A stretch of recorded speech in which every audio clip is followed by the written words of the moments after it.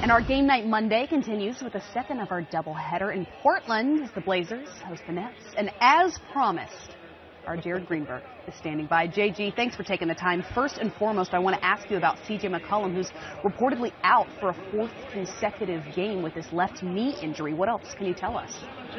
Yeah, we knew yesterday, Kristen, that CJ would miss tonight's game against the Nets, which we'll show you in a few minutes here on NBA TV. But we've also learned that CJ will be out for at least the next 4 games, taking him through the entire Portland East Coast road trip. I spoke to Damian Lillard earlier tonight about what it means to miss the team's second leading scorer. I mean, it's tough news, but, you know, when we saw how serious the injury was and that he was going to miss time, you know, amongst ourselves, we already knew that guys would have to step up, and there would have to be a job done by committee. You know, in these last few games, guys have done that. So we're going to have to continue to do that because it's more important for us for him to be healthy and for him to be right than for us to try to rush him back sooner than he needs to be. You know, I think the style of play that we're having right now is working for us. It's something that we can sustain, especially until he's healthy enough to come back. So we got to live with it. We got to keep doing what we've been doing the past few games. Well, speaking of that, during this 3-game win streak without CJ, your assist numbers have really gone up. What is it about without CJ on the court, you trying to get other guys involved, has led to those numbers? I think I'm playing the same way that I always play, just naturally trying to make the right plays. But with CJ being out, the ball is in my hand more than it usually is because I'm trying to, you know, keep that balance of allowing him to make plays and, you know, score because that's what he does so well. So I just had it in my hands more. Obviously, with him out, team's going to give me more attention, so it's going to be more plays there to be made. And I just been taking what's there, so that's led to more assists. I know you've never been shy about your confidence level, but when we look towards the playoffs and an opportunity tonight to clinch that playoff spot, how important is it for you guys, the matchup, who you play in the first round? I think that's always important. You can be a number 1 seed and match up against a really tough 8 seed, and that not be the matchup you want, or for any 2-7, 3-6, whatever it is. Obviously we're excited about the opportunity to get our playoff spot tonight. But the matchup does matter. You want to, if you can control it and you can be in position, you want to be in a good position, for that first round. So we're looking at it, but a lot of teams don't have the opportunity to even be there. So, whoever we draw is who we draw. Is there anything, though, that you would ever do in terms of trying to get a more favorable matchup? I mean, I think the only thing that you could do is lose games. You know what I'm saying? Like, obviously, we go out there to win games, and we're going to win, but we can't control what happens with other teams. So, after that, the only thing you could do is maybe lose games to drop based on what else is happening, and we'll never do that. Dame, good luck tonight. Thanks for joining us. Appreciate it.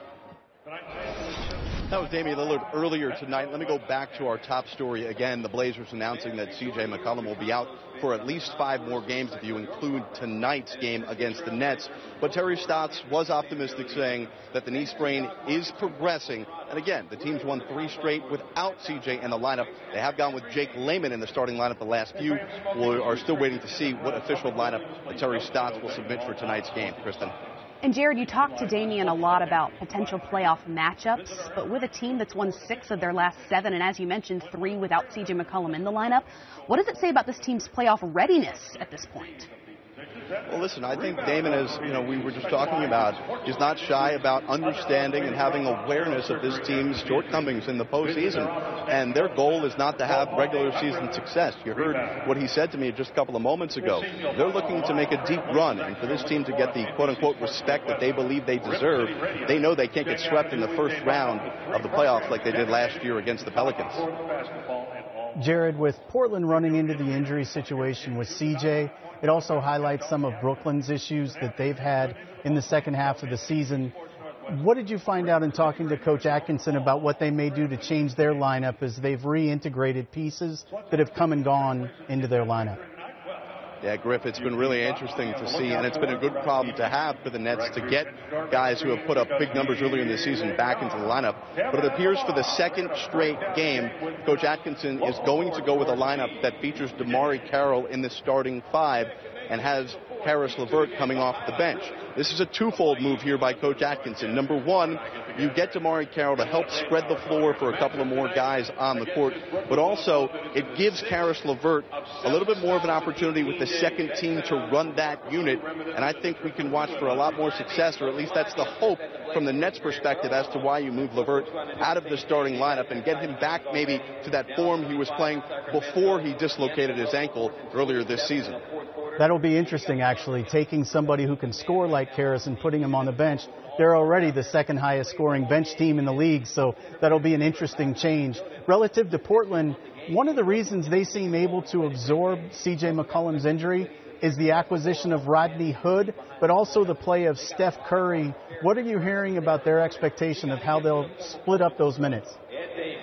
Well, I tell you what, Seth Curry has been playing outstanding basketball, and I'm curious to see. I know Coach Stotts is someone who likes to keep his bench unit intact the way it is. He doesn't want to switch up those rotations, which is why I understand that Jake Layman has gotten the start the last couple of games, but Layman only played 13 minutes in Portland's win over Detroit the other night.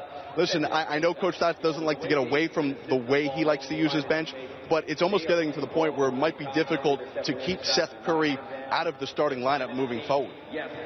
Jared, thanks for the great work as always. Have fun in Portland. We'll talk to you soon.